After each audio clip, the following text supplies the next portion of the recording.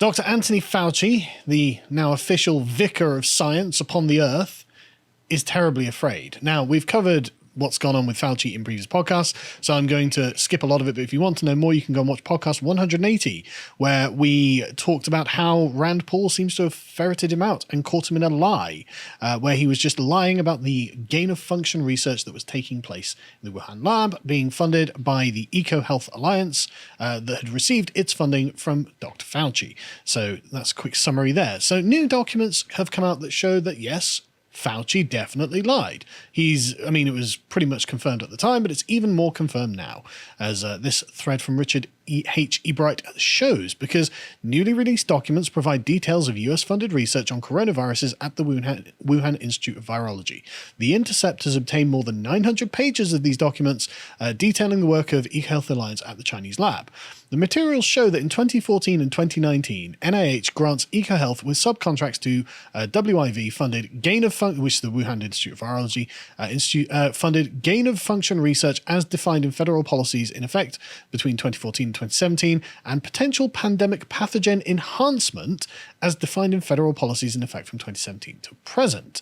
The material confirms the grants supported the construction in Wuhan of novel chimeric SARS-related coronaviruses that combined a spike gene from one coronavirus with the genetic information from another coronavirus and confirmed the resulting viruses could infect human cells. The materials revealed that the resulting novel laboratory-generated SARS-related coronaviruses could also infect mice engineered to display human receptors on cells, which is what they call humanized mice. So there we go. They have now, the Intercept has published these documents that it's in black and white. It is proven. I've read these papers as well. They absolutely are doing gain-of-function research, and they even cite, I believe, the national funding. But now this is the other side of it. They found the papers specifically discussing those conversations. Yes, exactly. Rand Paul had the paper trail from the American side. Now we have the paper trail from the other side. Mm-hmm. And so there is just no question of the fact that Fauci allowed this and presumably orchestrated it because he was the one who signed off on the funds. And of course, he began lying about this. So Rand Paul posted about this and said, well, surprise, surprise, Fauci lied again, and I was right about his agency funding novel coronavirus research in Wuhan. Yes. And so that means that Fauci demonstrably lied under oath to Congress. Isn't that a crime? I believe it's a federal crime. Do they not call that perjury or something like that? I think they do have some old-fashioned English term about these sort of things, because it used to be that this was wrong. And so Dr. Fauci went out and decided to try and defend himself. This will be good. It's very, very good. In this interview with Face the Nation that we're going to go through. Let's watch. Why do you feel so strongly about that, about staying on the job when you become, you were personally, not just rhetorically, threatened? Your security, your safety, your family. Yeah. How did you deal with that? I dealt with it by focusing on what my job is. From the time that I went into medicine to the right now where I am at my age, my job has been totally focused on doing what I can with the talents and the influence I have to make scientific advances to protect the health of the American public. So anybody who spends lies and threatens and all that theater that goes on with some of the investigations and the congressional committees and the Rand Pauls and all that other nonsense, that's noise, Margaret. That's noise. I know what my job is. It's all just noise. True noise, but noise. True noise. Yeah, it's all true noise, and you did lie under oath. But notice his feet is at the beginning of the interview. You can see it just flickering up and down. His upper body is very controlled, but you can see the tension is coming out there. He's trying to compose himself. But what's he said there, though? He's appealing to his position as the protector of the nation's health and attempts to paint over any malfeasance on his part. But the thing is, Anthony, and I'm really curious, how does creating an infectious chimeric coronavirus help the American public? What's the benefit there? I don't know. I did get the feeling that his smile was at its most mendacious after he said American public. Yeah, but don't worry, it gets better. Of course, he just accuses Ted Cruz and Rand Paul of lying, even though they have literally got the evidence. Like, it's black and white. It's not a lie. It's demonstrably true. But anyway, let's continue with clip 2. Senator Cruz told the Attorney General you should be prosecuted. Yeah. I have to laugh at that. I should be prosecuted. What happened on January 6th, Senator? Do you think that this is about making you a scapegoat to deflect from President Trump? Of course. You have to be asleep not to figure that one out. Well, there are a lot of Republican senators taking aim at this. I mean, that's okay. I'm just going to do my job. And I'm going to be saving lives, and they're going to be lying. What a softball interview for a start. Oh, yeah. But his responses are not good, are they? No. Not good at all. Whataboutism. Absolutely. Exactly, yeah. What about look at me, look at that, look at that. Exactly. What about January the 6th? Well, what did Rand Paul and Ted Cruz have to do January the 6th? Nothing. So why did you bring it up? You know, and we're not saying that you're the only person in the United States who can be prosecuted for anything, Dr. Fauci. Like, you know, lots of people can get prosecuted when they do things wrong. But I love his fake laugh. It's such an obvious fake laugh. Yeah, I have to laugh at that. It's like, yeah, I suppose you do, because otherwise you look even worse. But when he was like, you know, of course, he had like the very like strained voice. You can see the tension in him. But this is like the Trump derangement syndrome defense at this point, where when the heat gets too much, just mention Trump. Yeah. Oh, January the 6th. Oh, I don't care. Yeah. You lied under oath. It's almost a year ago now. Yeah. Demonstrably lied under oath. Yeah, exactly. Nearly a year ago. I don't care. But they're all liars, you see. Like all of those Republicans who are concerned about the fact that he broke the law, they're just all liars. Fauci's not a liar, even though we've got proof that he's been caught in a lie. He's not the liar. He's trying to defend the United States. He's basically the Superman of science, the Pope of science, if you will, as he literally claims in this next clip. No way. It seems another layer of danger to play politics around matters of life and death. Right, exactly. And to me, that's unbelievably bad. Because all I want to do is save people's lives. And I mean, anybody who's looking at this carefully realizes that there's a distinct anti-science flavor to this. So if they get up and criticize science, nobody's going to know what they're talking about.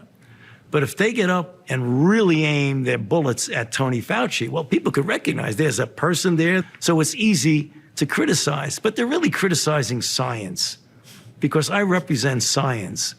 That's dangerous. To me, that's more dangerous than the slings and the arrows that get thrown at me. And if you damage science, you are doing something very detrimental to society long after I leave. Science is not fragile. No. Anthony Fauci is pretty fragile at That's this point. true. His position is incredibly fragile. Now, I mean, I love all of this, right? This wasn't playing politics. This is Fauci is demonstrably lying and funded a deadly disease that didn't previously exist that somehow came out. It seems the lab leak theory is the most likely origin of it because the virus has not been found in the wild. They've been looking for this virus in bat populations. It has leaked into the wild since spreading all over the world. Yes, it has. Not but notice his framing. All he wants to do is save people's souls. I mean, lives. You know, like he just wants to save people's lives. But that's exactly what the Pope would say. And again, like I represent science. Well, that's you saying your science is representative. Like you're the vicar of science upon the earth, as the Pope would claim for Jesus and God. It's like unironically, not even a meme. It's like literally what he's saying. And so this hiding behind the good name of science is obviously a scoundrel who is attempting to cover up his lies because his lies are demonstrable. This is not in question anymore. The evidence is all out in the open. And so Fauci has become basically a comical liar. As you can see in this meme I posted to Getter, there are loads of these going around where it's like literally he's making the argument that the religious folks are making. Well, no, you criticize me, you're actually criticizing God because I represent God, and Fauci's doing the same with science. And that's exactly where we've arrived at. And the thing is, it's made it so that the Babylon Bee is incapable of producing satire about this. I mean, he basically did. The only thing missing was the hat. He actually did declare himself to be the representative of science. And the irony of this is that Dr. Rand Paul is also a medical doctor. Like, it's not like Rand Paul is like, yes, I'm anti-science. No, he's literally an ophthalmologist or something. So he's an eye surgeon. Like, sorry, like if he was talking to some, just MAGA hat wearing, chud who was in a trailer park or something, sure, maybe that claim would have some validity. But no, you're talking to another scientist, like about this, a credentialed scientist of qualifications equal to your own. Like, this is unbelievable.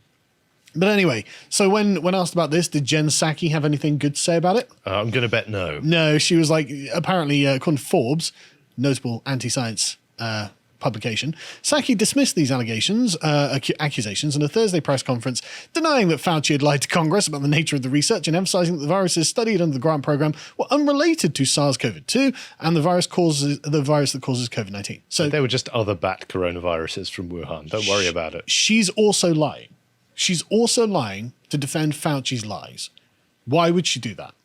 Why would she just not make a neutral statement? That's a very good question. Why would she not just say, well, look, I don't know anything about it. You know, this is a very complex issue that, you know, is going to be for the Congress and the courts to decide, blah, blah, blah. I, you know, disavow myself from getting involved in it. No, she has instead taken ownership of Fauci's lie, and she's now, oh no, I commit to Fauci's lie too. And I'm going to tell a lie of my own and hope you don't understand or don't see where this is going. So naturally, Rand Paul and Ted Cruz are both going all in on this, which is fantastic. But that's not where it should end. Rand Paul just tweets out the absolute hubris of someone claiming they represent science. Again, like science is some mystical entity that needs human representation on the earth, or it's a method for discovering facts about the world. I'm not religious, so I think the latter.